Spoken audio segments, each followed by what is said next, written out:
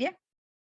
Ahora bien, el código 1 de IGDA es una opacidad, que puede ser blanca o café, y se observa luego de secar la superficie durante 5 segundos. Bien, fíjense en este caso, ¿lo ven? ¿Lo ven aquí? En este caso, la superficie oclusal tenemos el surco, ¿verdad? Y tenemos esta mancha blanca que se extiende desde el fondo del surco hacia las paredes. Bien. En este caso es blanco leche, blanco tiza. Pero fíjense que aquí, en este surco, vemos un surco que está pigmentadito y vemos ese halo blanco alrededor del surco, pero que está pigmentadito el surco como tal. Bien. Entonces, por lo general, la extensión de la desmineralización no supera el milímetro. Y en ese caso, entonces, es el código 1 de IGDA. El código 2 tiene mayor extensión. Fíjense que ya aquí no se asocia directamente al surco, sino que hay mayor extensión a nivel de esta superficie libre. A nivel de superficie oclusal, vemos claramente que inicia en el surco, pero que se extiende a la pared y ya incluso pudiésemos observar que tiene la apariencia de que hay pérdida de tejido, pero en realidad no lo hay. Es que la opacidad hace como si viésemos el surco más ancho de lo normal, pero eso es un efecto visual, ¿bien? Y fíjense lo mismo que ocurre aquí. Vemos una amplitud que en realidad no hay pérdida de tejido, simplemente hay una desmineralización que en este caso está pigmentada, que inicia en el fondo del surco fisura y se extiende hacia las paredes. Bien, en este caso la podemos llegar a ver sin secar la superficie, porque es de mayor extensión. Ahora bien, algunos ejemplos que les traigo, todos estos son lesiones no habitadas de caries. Bien, a excepción de esta imagen que está aquí superior, donde hay unas manchas blancas, fíjense, pero que esas manchas blancas son producidas por la anatomía del diente y no hay un proceso de desmineralización. ¿Lo ven? En este caso. Pero fíjense que aquí hay lesiones IGDAS 2, IGDAS 2, IGDAS 1, IGDAS 1, ¿sí? IGDAS 1. Aquí pareciese que hubiese una lesión, pero de igual forma aparece una mancha blanca que sería pertinente colocar un elástico de ortodoncia y observar correctamente qué es lo que está pasando a nivel de esa superficie proximal que se transparenta hacia la superficie vestibular. ¿Lo ven? Ahora bien, fíjense, aquí ya tenemos un IGDAS 2, claro, un IGDAS 1, IGDAS 1, en cada uno de los surcos de la misma superficie oclusal, IGDAS 1, IGDAS 2 y así sucesivamente. ¿Bien?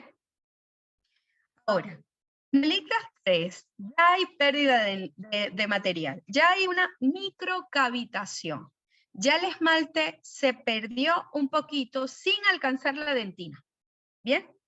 Entonces cuando veamos que hay pérdida del esmalte sin la dentina, es un IGDAS 3. El abordaje actual de cariología dice que un IGDAS 3 tampoco amerita el tallado de una cavidad. Si no alcanza dentina, se sella. Se coloca un sellante de foseta. ¿Bien? Ahora, el IGDAS 4 es la sombra esta subclínica que a todos nos da miedo, porque anteriormente no todos pensábamos, cuando metamos aquí la fresa, eso va a cavitar. Y era el terror de todos los odontólogos. Sigue siendo, ¿ok? Pero el IGDAS 4 es fácil de detectar porque es esa sombra subyacente que aparentemente no tiene un punto de inicio oclusal. ¿Bien? Entonces hay que investigar siempre por dónde empezó y cómo progresó. Porque al estar dentro de una cavidad cerrada, aparentemente cerrada, entonces nosotros ahí nos preguntamos cómo los microorganismos siguen haciendo su metabolismo, cómo hay producción de ácido a ese nivel. ¿Será que ya cambian su metabolismo y se vuelven proteolíticos y utilizan el colágeno de la dentina para seguir viviendo? Entonces la caries sigue progresando. etcétera, etcétera, ¿sí? Pero fíjense que todo esto, uno ve este paciente así y lo primero que uno piensa, nada, hay que tallar aquí para abrir. Pero resulta que lo primero que tenemos que buscar es por dónde entró, ¿sí? Por dónde se produjo. Bien, ahora, el IGDA 5 y el IGDA 6 es lo que anteriormente el odontólogo llamaba caries, que es una lesión cavitada. Puede ser pequeña, puede abarcar una cara, puede abarcar varias caras o superficies, puede ser extensa, puede alcanzar la pulpa, puede alcanzar la dentina, puede alcanzar todo. Entonces, esto no vale la pena de hablar mucho al respecto referente a la identificación, porque es que eso lo detecta todo el mundo, hasta los que no son odontólogos y ven en un diente así, dice, bueno, sí, esto es una lesión de caries. Pero ya nosotros sabemos que será IGDAS 5, si hay exposición de dentina, fíjense, y será IGDAS 6 si abarca mucha extensión del tejido dental. Bien. El manual guía ICCMS, que está disponible en la web gratuito, ellos nos agrupan los códigos de IGDA y nos ayudan a darle nombre al diagnóstico. Por supuesto, este diagnóstico tiene que incluir la identificación, que ya lo hicimos, que es visual, ¿verdad? Y tiene que incluir la evaluación del riesgo acario de nuestro paciente. No se olviden nunca de eso. Entonces, por ejemplo, cuando ya nosotros vamos a dar el diagnóstico y lo vamos a poner en la ficha clínica, si el paciente está enfermo o no, tenemos que poner dónde está enfermo o cuál es el síntoma que te presenta. Entonces, por ejemplo, ellos agrupan el IGDAS 1 y 2 y le dicen estadio, lesión de caries inicial.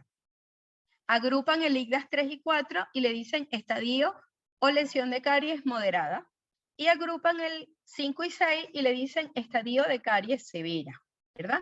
Por supuesto, esto tiene que estar acompañado de una radiografía coronal que nos va a ayudar sobre todo a nivel de superficie proximal. Entonces, ¿qué nos dice el manual ICCMS? Que, por supuesto, si nosotros tenemos una radiolucidez que afecta solo el tercio medio externo del esmalte, pues se relaciona con estos estadios más tempranos, ¿sí? Se alcanza el límite amelodentinar, ¿verdad? O incluso llega a afectar el primer tercio de la dentina, ¿verdad? Son los estadios iniciales. Ahora bien, si ya esto progresa y nosotros vemos radiolucidez que afectan el segundo tercio de la dentina, o el tercio medio o el tercio interno de la dentina, ¿verdad? O por supuesto, esto que ya vemos que eso falta poco para tratamiento de conducto, en este caso, ¿verdad? Que ya casi está en pulpa. Entonces, por supuesto, estos son estadios más severos. Bien, ahora, les adelanto un poquito sobre el tratamiento y cuál es la evidencia científica. La evidencia científica dice que si yo veo un IGDAS 2 clínicamente y radiográficamente alcanza el límite amelodentinario o llega al primer tercio de la dentina, está indicada las resinas infiltrativas, sin tallar cavidad, ¿vale? Pero ya en este estadio donde hay afección del tercio medio de la dentina, ya hay cierta resistencia del tejido a reaccionar positivamente ante la infiltración y por lo general no se recomienda, sino que cuando ya veamos que está en el tercio medio de dentina, entonces sí hay que hacer tallado, pero de una forma conservadora. Bien. La indicación antes era que nosotros hacíamos apertura por oclusal, ¿se acuerdan? Pero entonces ahora sí es posible hacer apertura por proximal y tratar de una forma conservadora eso que está ocurriendo, pues hacerlo de esa manera. Bien, siempre, y soy bastante enfática en esto, van a encontrar autores y evidencia científica que apoyan los que les estoy diciendo y van a encontrar también los que se oponen, ¿ok? Entonces, mi recomendación es que ustedes en su práctica profesional sean los más conservadores posible, agoten todo, que vayan desde el menos conservador, perdón, desde el más conservador hasta el menos conservador, Bien, yo siempre le digo a mis estudiantes, si alguien se fractura un pie, ¿qué es lo primero que hace? Ah, bueno, doctora, le ponemos un yeso, una escayola, ¿sí? Si no funciona, pues se opera y se le ponen tubos para guiar el crecimiento óseo. Y si no, se corta el pie. Pero hay profesionales, colegas nuestros, que van directo y cortan el pie. Entonces, vamos a ser conservadores y vamos a pensar más en la vida útil de ese diente, que a largo plazo va a beneficiar más a nuestros pacientes, ¿sí? Entonces, y estoy segura porque como estamos viviendo en la época de las especialidades, y de verdad que hay cosas espectaculares en el área de estética, de prótesis, de implante, de todo esto, y hay cosas espectaculares, bellísimas. Pero vamos a aplicar esos tratamientos a los pacientes que realmente ameriten esos tratamientos, no a todos los pacientes, ¿sí? Entonces, esa siempre es mi recomendación. Bien, ahora, en la Facultad de Odontología de la Universidad Central de Venezuela, nosotros le cambiamos el nombre y no le decimos lesión de caries inicial, sino leve. Y le decimos leve porque inicial no es. Y desde el punto de vista histológico, para que ya se vea clínicamente, ya eso tuvo mucho tiempo allí de desmineralización, remineralización y así sucesivamente, hasta que se vio, ¿verdad? Entonces nosotros no le decimos inicial, sino leve, ¿bien? Y no le, a los códigos severos, pues le decimos severa y al moderado, moderado, ¿bien? Entonces fíjense que desde el punto de vista de, existe una receta que me ayude a volver este sistema de identificación de caries más fácil. Sí, aquí les traigo un árbol de decisiones. Y es facilito. Lo primero es que ustedes ven la superficie de un diente. Por ejemplo, la superficie oclusal. Entonces vemos la superficie oclusal del segundo molar permanente superior derecho. ¿Sí? Entonces, estamos allí, secamos y observamos. Entonces, ¿está cavitado? ¿Sí o no? Si está cavitado, entonces, ¿llega a dentina? Sí. Si llega a dentina, entonces o es un código 5 o es un código 6 de IGDA, ¿sí? Ahora, si está cavitado y no llega a dentina, es un 3. Sencillito esa parte, ¿verdad? Lo difícil es cuando no está cavitado, porque si no está cavitado, ¿vemos un cambio en la apariencia de la superficie? Sí. Ok, entonces nos vamos a los criterios de IGDA. Ok, empieza en el surco, se extiende a las paredes, se ve opaco, después de secar lo veo mejor. Entonces, si después de secar lo veo mejor, es un 1. Pero si lo veo cuando la superficie está húmeda, es un 2. ¿Lo ven? Y así sucesivamente. Por supuesto, para esto ustedes siempre se visualizan, hay cambio de coloración que se puede asociar a una manifestación clínica de una lesión de caries.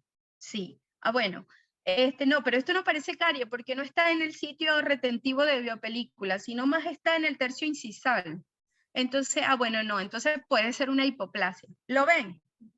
Y así sucesivamente. Entonces, eso les ayuda a discernir un poco. Volviendo a estas imágenes, fíjense que esta fue la que les presenté al principio. Ah, no, esta es otra. En la misma superficie oclusal vemos dos surcos y vemos que el que está señalado con la letra A tiene mayor desmineralización que el puntito que está señalado con la letra B. ¿Lo ven? Pero si esto, para poderse observar, yo tuve que secar, es 1, los dos. ¿Sí? Ahora, siempre me preguntan, ajá, doctora, si este surco tiene mayor severidad que este, ¿cómo lo trato? ¿Le coloco sellante a toda la superficie? Sí, pues claro. ¿Sí?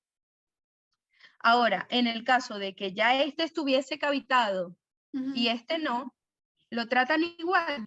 Pues claro, porque si hay una microcavitación, que es un código 3, también le van a poner un sellante. Ahora, si ya aquí hay dentina expuesta y hay colonización microbiana hacia la dentina y hay un proceso metabólico, ya estamos hablando de una cavidad. Y, por supuesto, el tratamiento será operatorio convencional. ¿Sí? En todas las superficies. Ok. Exactamente. Bien. Ahora, fíjense en este caso. Aquí nosotros tenemos una lesión en proximal que se evidencia porque el diente vecino no está. Ahora bien, ¿qué hacer en este caso? Bueno, por supuesto, tenemos acceso a ello. Si el paciente se cepilla bien, esto no progresa, porque ya no está el diente vecino. Y aquí él se puede cepillar perfecto y puede remover. Ahora, si el paciente no está pendiente de su cuidado bucal, hay un problema. Entonces, ¿qué tenemos que hacer nosotros? Ayudar a los eventos de remineralización. Ah, bueno, tomamos radiografía primero coronal y vemos hasta dónde llega esta lesión. Decidimos si infiltramos o si solo colocamos un barniz de fluoruro. Cada 3 meses, es decir, 4 veces al año. Okay. Y vamos observando radiográficamente si esto progresa o no. Y ya. ¿Lo ven? Ahora, a este nivel, fíjense que aquí estamos hablando del surco palatino de un diente superior, ¿sí? Y en este caso ya hay un signo, fíjense que se ve que la imagen la tomaron y no está seca la superficie. O sea, no la secaron, hay restos de saliva allí en la superficie. Y aún así se ve. ¿Qué tenemos que hacer ahí? Sellar también. ¿Sí? Entonces, siempre tenemos que estar pendientes de esto. Por supuesto, diagnóstico diferencial de las lesiones no cariosas, es decir, defecto de desarrollo del esmalte. En este caso, fíjense, nosotros tenemos aquí un patrón. Ahí está una lesión blanca, no asociada a la retención de biopelícula, y observamos que ahí es bilateral. Cuando observamos toda la boca, observamos que lo que está en este segundo molar está en este segundo molar. Observamos que lo que está en este premolar está en este premolar. Y así sucesivamente. Por supuesto, cuando vemos esto, pensamos en el patrón de formación o de mineralización de ese esmalte. ¿Y qué estamos observando? Que casualmente lo que vemos en el segundo molar lo vemos también en premolar. ¿Qué me dice a mí? Que esa lesión ocurrió cuando se estaban mineralizando esos dientes en particular. Entonces vemos una cúspide con apariencia de una montaña nevada. ¿Lo ven? Entonces, ¿qué me dice a mí eso? Que eso es fluorosis dental. ¿Lo ven? Entonces, cuando le decía al principio que para hacer un buen diagnóstico diferencial respecto a los defectos del desarrollo del esmalte, tienen que irse a la causa, tienen que irse a cómo se forma, a qué etapa del desarrollo afecta, ¿sí? Y de esa forma, entonces ustedes pueden llegar con exactitud a un buen diagnóstico, ¿bien?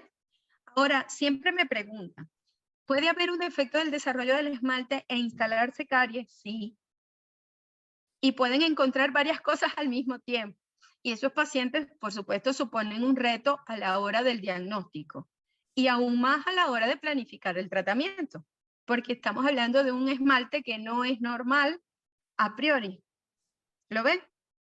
Eso hace que las indicaciones de restauración también sean específicas y que quizás nosotros tenemos que cambiar tiempo de grabado o tenemos que utilizar un adhesivo especial, ¿sí?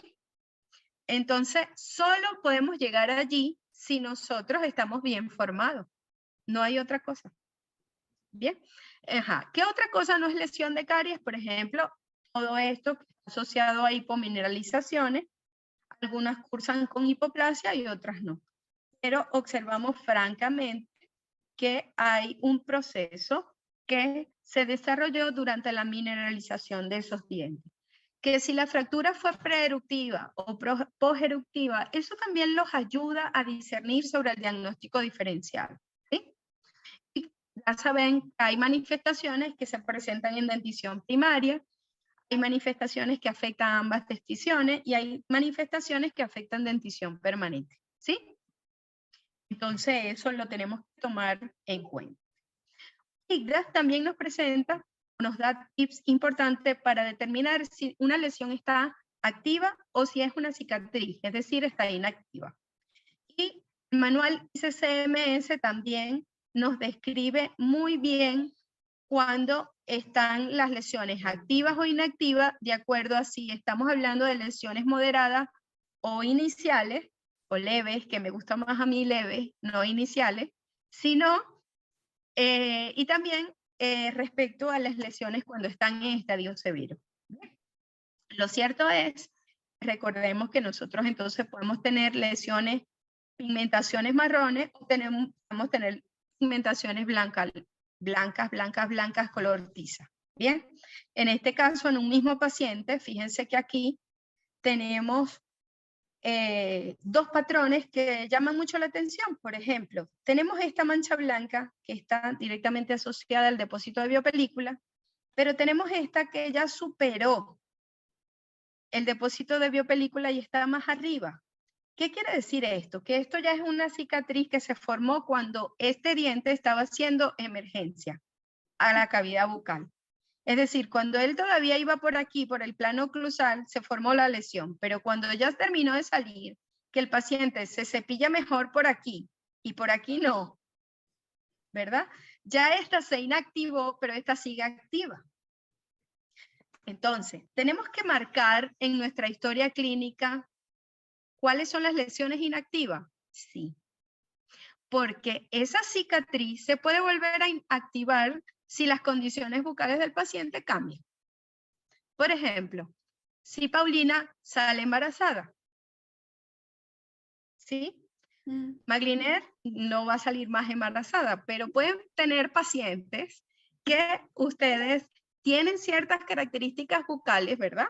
Y ustedes dicen, bueno, aquí tienes una cicatriz, aquí esto se pudo formar cuando tuviste ortodoncia, pero tenemos que señalarla en la historia clínica, ¿sí? Porque si asumamos que cambian las hormonas, que disminuye el flujo salival, que hay una enfermedad sistémica que amerita el uso de ciertos fármacos, y casualmente estos fármacos compiten con la estimulación glandular, se dañó todo, y esa lesión vuelve a estar activa, ¿sí? Entonces, por eso es que es importante que lo colocamos. ¿Cuáles son las directrices recomendadas para saber cuando una lesión está activa o inactiva? Localización y aspecto. La localización, se los acabo de decir, si está en la zona directamente asociada al acúmulo de biopelícula, está activa. Por lo general, en oclusal siempre está activa, ¿ok? Porque es muy difícil que la saliva o cualquier acción remineralizante logre inactivar el fondo del surco, no llega allí. Y por esa razón es que la indicación es sellar y no, por ejemplo, colocar gel en fluoruro, porque el gel en fluoruro tampoco llega al fondo del surco. ¿Me explico? Entonces, todo tiene su razón de ser. Sí, ni Ahora, siquiera tocar la lesión. no, no. Ahora bien, respecto al aspecto, fíjense que cuando es una cicatriz se ve lisa y brillante, como en este caso. Pero cuando es una lesión activa se ve opaca y rugosa. Y fíjense que hasta ahora no he dicho se siente, sino solo se ve. Pero si ustedes tuviesen duda, pueden tocar, pero con un instrumento no filoso y sin ejercer ningún tipo de presión, ¿sí? Por ejemplo, pueden utilizar una sonda periodontal. La Organización Mundial de la Salud propone la utilización de la sonda de la Organización Mundial de la Salud, que tiene un extremo redondeado. Y por supuesto, la presión a la que hago referencia es como el aleteo de las mariposas. O sea, cero presión. Nada más ustedes van a pasar sobre la superficie, entonces, para ver si sienten o perciben esta rugosidad. ¿Bien? Si no tienen memoria táctil, seleccionan una parte del diente que saben que está sano y hacen memoria táctil. Y luego se van a la zona dudosa y lo pasan por allí para ver si hay algún tipo de modificación. ¿Bien? ¿Puede estar activa o inactiva una lesión cavitada? Por supuesto. Si se expone al medio bucal y a los agentes remineralizantes, ella se va a inactivar, que es lo que anteriormente llamábamos caries detenida, ¿sí? Pero si las características anatómicas de esa cavidad hacen que siempre esto que está aquí, la biopelícula, esté activa con todo lo que está ocurriendo allí a nivel metabólico, pues nunca se va a inactivar. ¿Bien? Y se ve Entonces, esto es... rugoso. ¿Perdón? Se ve rugosito también. Sí, se ve rugoso, exactamente. Entonces, fíjense que aquí esto pasa. Como les dije anteriormente, para una buena detección, los criterios claros, pero para un buen diagnóstico, tienen que acompañar la detección con el riesgo a caries. Bien. Y no puedo dejar de mencionar las pruebas complementarias que existen en el mercado. Ustedes pueden utilizar QLF para superficie lisa o Diagnoden, que es muy eficiente para superficies oclusales. También pueden utilizar Diagnocan, que es altamente ahora utilizado para superficies proximales, ¿sí? Pero, mi recomendación es siempre que vayan a comprar un método auxiliar del diagnóstico, él no puede sustituir el criterio clínico, en primer lugar. Segundo, ustedes tienen que revisar la especificidad y sensibilidad de cada método que están utilizando auxiliar. ¿Por qué? Porque el ojo humano tiene deficiencias para ver un surco cariado en estadio muy inicial, ¿sí? Pero no se equivoca nunca cuando el diente está sano. ¿Me explico? En cambio, todos estos métodos auxiliares pueden tener falsos positivos. ¿Ok? ¿Por qué? Porque si por ejemplo, si yo utilizo estos métodos cuyo fundamento es un cambio en la refringencia de la luz, si yo tengo un surco que está colonizado por mucha biopelícula, por supuesto, esta biopelícula va a haber un cambio de coloración y va a ser un falso positivo. ¿Me explico? Entonces, nunca pueden sustituir la evaluación clínica a sus criterios clínicos. Estas pruebas, como su nombre lo dicen, son complementarias. ¿Bien? Estas son de fluorescencia y también existen unas jeringas detectoras de caries, también las podemos usar. Sí, pero sobre todo esas se utilizan para lesiones cavitadas, porque lo que detectan precisamente es un metabolismo bacteriano, o sea, algún tipo de enzima, algún grado de desorganización del tejido, y eso es lo que colorea, ¿verdad?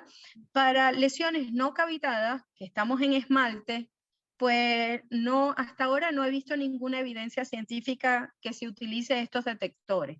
Bien, hay muchos colegas que lo utilizan durante la preparación o el tallado, es decir, para saber hasta dónde llegar. Pero como todo, les digo, siempre busquen los pros y los contras antes de utilizarlo, ¿sí? O sea, vayan y busquen y lean y infórmense, estudien antes de utilizar ciegamente un producto, ¿bien? Es mi recomendación. Por supuesto, para la evaluación de riesgo a caries existen muchos instrumentos y uno de estos es el Cariogram. No estoy haciendo ningún tipo de publicidad, pero es un instrumento, al igual que otros, que nos sirven para categorizar o clasificar respecto al riesgo a nuestros pacientes. Esto es un poco a lo que se refiere el FOTI. Fíjense que es una iluminación, ilumina el diente y se puede haber algún grado de alteración o que no se observa clínicamente. Este es el QLF, ¿sí? Pero fíjense en este caso, el cálculo dental, hay cambios de coloración. Y no es caries, es cálculo. ¿Lo ven? Entonces, por eso es que siempre hay que revisar la sensibilidad del método y la especificidad del método. Nada sustituye que ustedes muy bien y que sepan dónde buscar y qué es lo que van a buscar. Hay muchos pacientes que dicen, pero es que antes la consulta con mi odontólogo duraba 10 minutos, pero ahora dura 2 horas. Es que tiene que durar 2 horas. O sea, estoy exagerando. Ya cuando ustedes entrenan el ojo, lo hacen rápido, ¿sí? Pero al principio tienen que tomarse el tiempo necesario, porque fíjense que ustedes pueden diagnosticar si ese paciente está enfermo de caries o no. Entonces, eso precisamente es el objetivo. Por último, el último consenso sobre cariología, fíjense que nos da indicaciones de tratamiento. Y las indicaciones de tratamiento, fíjense que van, unas que van directamente a la terapia causal y otros que van directamente al síntoma, ¿sí? O signo. Fíjense que las indicaciones para la lesión no cavitada, que es 1 y 2 de IGDAS, entonces control de la biopelícula, del cepillado, dieta, uso de dentrífico fluorurado, aplicación por parte del profesional de productos fluorurados de alta concentración, ya sea barniz, gel, fluoruro de sodio, fosfopéptidos de caseína con fluoruro, arginina con fluoruro y todos estos productos que están ahora en el mercado que son remineralizantes, ¿ok? De la superficie. Y para las fosas y fisuras, es decir, para las superficies oclusales, se recomienda sellantes de fosas y fisuras, ojo, con evidencia comprobada. O sea, no es que lo estoy diciendo yo, es que la evidencia científica ya mostró en estudios de más de 10 años que si tú sellas un IGDAS 1 y un IGDAS 2 no progresa. Y si progresa es porque hay algo en el paciente no controlado. ¿Lo ven? Pero si ustedes controlan todo esto, no progresa. ¿Okay? Y para superficies interproximales tenemos las resinas infiltrativas y tiene un asterisco aquí por lo que les dije anteriormente. Dependiendo de la extensión que ustedes observen en la radiografía, pues esta resina infiltrativa tendrá más o menos éxito. ¿Bien? Entonces, para concluir, ¿por qué es importante detectar manchas blancas? Bueno, porque son susceptibles a la remineralización, porque detenemos la progresión de la lesión y porque nos posibilita realizar tratamientos más conservadores. ¿Ok? Entonces, por esta razón es que nosotros tenemos que ser bastante específico, cuidadoso, riguroso en observar en estos pacientes algún indicio o cambio de la superficie del esmalte que me hable de que ya hay una manifestación clínica de la enfermedad de caries dental. Y sí, y solo sí, es cuando nuestro tratamiento va a ser efectivo y eficaz. ¿Ok? Entonces, bueno, muchísimas gracias. Aquí les dejo mis redes, donde rutinariamente pues les coloco información sobre cursos que se estén realizando, todo esto. Y un correo que lo abrí solo para ustedes porque hay algunos de los colegas que me encanta que me envían casos con fotos y me dicen, bueno, doctora, mire, este paciente es así, así, así, hice esto, pero entonces volvió a los 2 meses con una lesión nueva y le toman foto a la lesión y le toman foto a la radiografía. Entonces, es una forma de hacer interconsulta bastante importante y yo creo que todos tenemos que hacer interconsulta porque es imposible que todos, conozcamos todo. Eso es imposible. Entonces, tenemos que apoyarnos en nuestra profesión y